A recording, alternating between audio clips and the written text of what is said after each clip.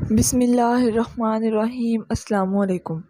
جب سے جمعہ کا خطبہ سن کر آیا ہوں، دل کبھی اپنے مولویوں کی سادگی پر ہنسنے کو کر رہا ہے اور کبھی ان کی کم عقلی پر ماتم کرنے کو۔ دنیا کہاں سے کہاں پہنچ گئی، اور یہ ابھی اپنے دوست جو عمر میں مجھ سے بڑے ہیں، جن کو پیار سے بابا کہتا ہوں، بات سنو، آج کچھ پریشان ہوں، بات سمجھ نہیں آ رہی۔ بابا دیکھو نا، یہ مولوی کیسی باتیں کرتے ہیں، پھر آپ لوگ کہتے ہو کہ ان کا مذاق نہ اڑائیں، تو اور کیا کریں؟ یار، آج مولوی کہہ رہا تھا کہ قیامت کے دن ہر انسان کے اعمال کی تختیاں اس کی گردن میں ڈالی ہوئی ہوں گی، تو بابے نے حیرانگی سے مجھے دیکھا۔ بتاؤ نا، یہ کیا بات ہوئی؟ اگر ایک آدمی کے 70 سال عمر ہوئی تو کتنی بڑی اور لمبی تختی اس کے گلے میں ہوگی، سوچو نا۔ میری ہنسی نکل گئی۔ اور اگر کسی کی عمر 100 200 سال ہوئی تو اس کی تختی تو… یار حد ہے۔ بابے کا چہرہ سرخ ہو گیا۔ بولا، تم مولوی پر ہنس رہے ہو یا اس تختی کی بات پر؟ جہاں تک تختی کی بات ہے تو یہ قرآن کی آیت ہے، تم آیت پر ہنس رہے ہو؟ میں گھبرا گیا اور جلدی سے کانوں کو ہاتھ لگائے کہ مجھے پتہ نہیں تھا۔ لیکن بابا، یہ کوئی ریشنل… تو بابے نے ہاتھ کے اشارے سے مجھے روک دیا اور بولا، 100% ریشنل بھی ہے اور لاجیکل بھی۔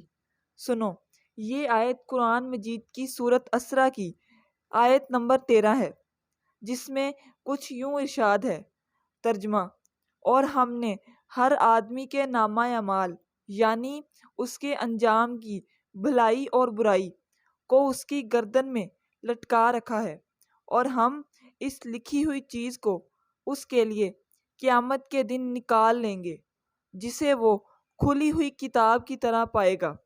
سنو بچہ، تم یہ سمجھ رہے ہو کہ لمبی سی تختی گلے میں ڈالی ہوگی کیونکہ تم اللہ کی ٹیکنالوجی کو اپنی ٹیکنالوجی سے کمزور سمجھتے ہو۔ واقعی اس میں قصور ہمارے دینی طبقے کا ہے کہ اس نے وقت کے لحاظ سے تراجم نہیں کیے، اور مدرسہ ابھی تک صدیوں پرانا علم ہی گھوٹ گھوٹ کر پلا رہا ہے۔ تم جانتے ہو تختی کو انگریزی زبان میں کیا کہتے ہیں؟ میں نے حیرانگی میں انکار کیا کہ نہیں جانتا۔ تختی کو انگریزی زبان میں ٹیبلٹ کہتے ہیں۔ کبھی گوگل کر لیا کرو۔ موسیٰ علیہ السلام کو جو سلیٹ یا تختیاں دی گئی تھیں، انہیں بھی ٹیبلٹ کہا جاتا تھا۔ سب سے قدیم جو تختیاں یا مٹی کی سلیٹ ملی ہیں وہ داستان گلگامیش کی ہیں، جس پر میخوں کی طرح خطوط ہیں، جسے میخی رسم الخط کہتے ہیں۔ یہ آج سے کوئی 4500 سال قدیم ہے۔ تو اگر گلے میں لٹکی تختی کو آئی پیڈ یا سیمسنگ ٹیب کہیں تو پھر تو جگہ بن جائے گی نا گلے میں۔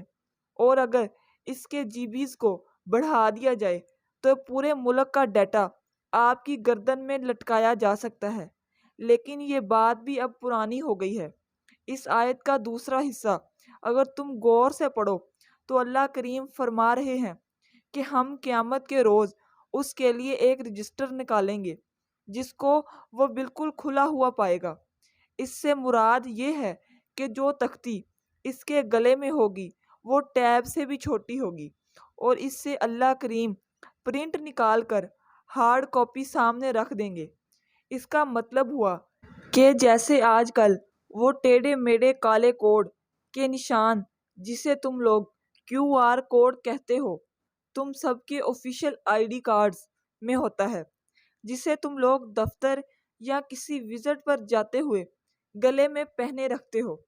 اسے اسکین کر کے تمام ڈیٹا لیا جا سکتا ہے۔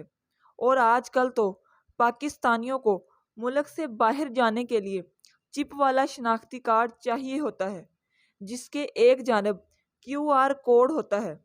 آپ کا شناختی کارڈ اسکین ہو تو آپ کا تمام بینک اکاؤنٹس، تعلیم، خاندان، میڈیکل ہسٹری اور نہ جانے کیا کیا نکل کر سامنے آ جاتا ہے۔ میرا منہ کھلا رہ گیا۔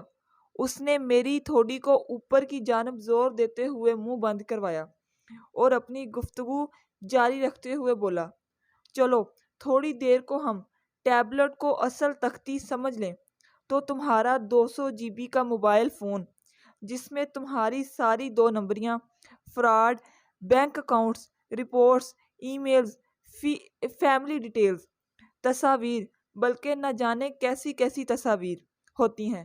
چلو کچھ دیر کو تم خود کو خدا کے سامنے سوچو اور اپنا موبائل نکال کر خود اس کا محاسبہ کرو، تم جنتی ہوگے یا جہنمی؟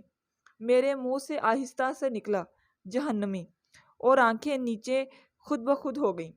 بولا، آج کل تمام کرائم سین میں سب سے پہلے جیو فینسنگ کی جاتی ہے اور موبائل ڈاٹا لیا جاتا ہے۔ چاہے عورت ہو یا مرد، اپنے اپنے گریبانوں میں جھانکو، صرف یہ موبائل ہی قبر میں فرشتوں نے کھول لیا، جس میں زیادہ سے زیادہ گزشتہ 5 سال کا ڈیٹا ہوگا۔ تو اسی لیے تو سورۃ اسرا کی آیت سے اگلی آیت میں اللہ کریم نے ارشاد فرمایا، ترجمہ: پڑھ اپنا نامہ اعمال، آج اپنا حساب لگانے کے لیے تو خود ہی کافی ہے۔ سن بچہ، جہاں تمام دنیا کا علم ختم ہوگا اور تمام دنیا کی آسائشیں ختم ہوں گی، تمام دنیا کی عقل مکمل ہوگی، روز جزا اس سے کہیں زیادہ ایڈوانس ہوگا۔ اس نے تو جو انسان کا مینول گائیڈ بک انسان میں روز ازل سے لگا دی تھی، انسان اسے بھی ابھی تک مکمل نہیں پڑھ سکا۔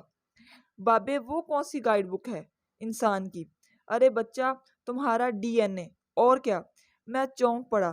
واقعی یہ تو بات بابے نے سچ کہا۔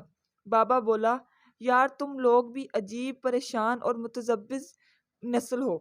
ایک پچھلی صدی کے اندھے لولے لنگڑے گونگے سائنسدان اسٹیفن ہاکنگ کو آنکھوں سے الفاظ بنانے والی مشین ایجاد کر کے دے سکتے ہو، جس میں وہ اپنی پلکیں اور آنکھوں کی پتلیاں ہلائے تو جملے بنے۔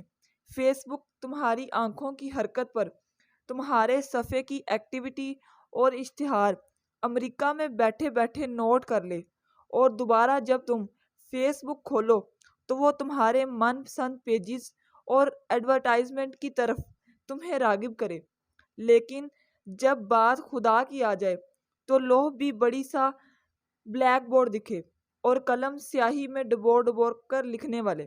جس طرح تم اور میں جاندار ہیں، اسی طرح لوح اور قلم بھی خدا کی مخلوق ہیں، اور رب اپنی قدرت سے انہیں فرمان جاری کرتا ہے۔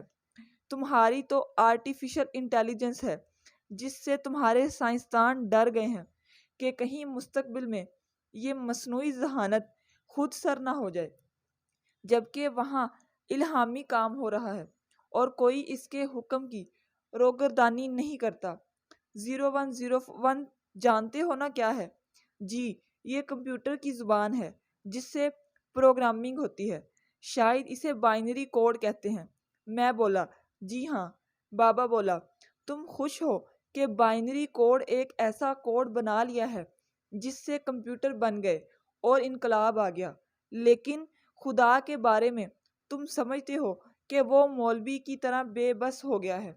اگر تم لوگ مانو یا سمجھو تو رب نے 1400 سال پہلے اپنے محبوب کریم صلی اللہ تعالیٰ علیہ وآلہ وسلم کی زبان پاک سے اس کائنات کا بائنری کوڈ دے دیا، مگر تم کسی چیز کو کھلے دماغ سے پرکھتے ہی نہیں ہو۔ کیا کوڈ ہے کائنات کا؟ میں ہکلایا۔ بابے نے کہکا مارا اور بولا، بچہ، یہ لا الہ الا اللہ ہے، اور اس کا مختصر کوڈ اللہ ہے، اور اس کوڈ کو ان لاک کرنے کی چابی میم ہے۔ اسی لیے کلمے میں اللہ اور محمد صلی اللہ تعالیٰ علیہ وآلہ وسلم ایک ساتھ لکھے گئے ہیں۔ یہ جو سارے بزرگ کلمے کا ورد کراتے ہیں تو آپ کو اس ردم میں شامل کرتے ہیں جس کا فیبرکس کلمہ نے بنایا ہے۔ یہ لام قلم میں بھی ہے، لوح میں بھی ہے، سدرۃ المنتہا میں بھی ہے، جبریل، میکائیل، اسرافیل، عزرائیل، حتیٰ کہ ابلیس میں بھی ہے۔ اور میم کی کیا بات ہے؟ عرش پر محمود، آسمان میں احمد، کائنات میں محمد صلی اللہ تعالیٰ علیہ وآلہ وسلم۔ اسی لیے تو قیامت کے دن جب شفاعت میم فرمائیں گے تو اللہ ارشاد فرمائے گا، جائیں اب جہنم سے اسے بھی نکال لائیں جس نے ایک مرتبہ بھی لا الہ الا اللہ کہا ہے۔ اسی لیے تو علامہ چیخ اٹھا کہ کی محمد سے وفا تو نے تو ہم تیرے ہیں، یہ جہاں چیز ہے کیا لوح و قلم بھی تیرے ہیں۔ میری آنکھیں بھیگ گئیں۔ بابے نے میرے سر پر ہاتھ رکھا تو دور عشاء کی اذان گونجی۔ بابے نے میری پیٹھ پر تھپکی دیتے ہوئے مسکرا کر کہا، کاکا، اللہ کے بندوں کو اب نالیوں اور کثرت دانوں اور ٹوٹی پھوٹی جھونپڑیوں میں ڈھونڈنا چھوڑ دو۔ اب وہاں یا تو مجذوب رہتے ہیں یا ڈرامے باز۔ اب بابے کسی کمپنی کے سی اوز، کسی فیکٹری کے مالک، کسی بڑی ورکشاپ کے چیف مکینک ہوتے ہیں۔ میں نے چونک کر اسے دیکھا۔ وہ مسکرایا اور بولا، تم نے 1997 میں آنے والی ایک فلم دی ڈیولز ایڈوکیٹ دیکھی ہے؟ میں نے نفی میں سر ہلایا۔ بابا بولا، اگر ابلیس کو گورا آج کے دور کا ایک بڑا کامیاب بزنس مین دکھا سکتا ہے جس کا کاروبار دنیا میں پھیلا ہوا ہے، اور اب وہ سوٹ بوٹ پہن کر لوگوں کو اپنے جال میں پھنسا رہا ہے، تو اللہ کے بندے تو ہمیشہ ابلیس کی چال سے کئی میل آگے چل رہے ہوتے ہیں۔ تم جنہیں مولویوں میلے کچیلے کپڑوں میں تلاش کر رہے ہو وہ آج کل ٹوکسیڈو میں پھر رہے ہیں۔ یہ کہہ کر بابے نے ایک کہکا لگایا اور اپنی جوگنگ ٹریک پر دوڑ پڑا۔ مجھ میں بینچ سے اٹھنے کی سکت بھی نہیں تھی۔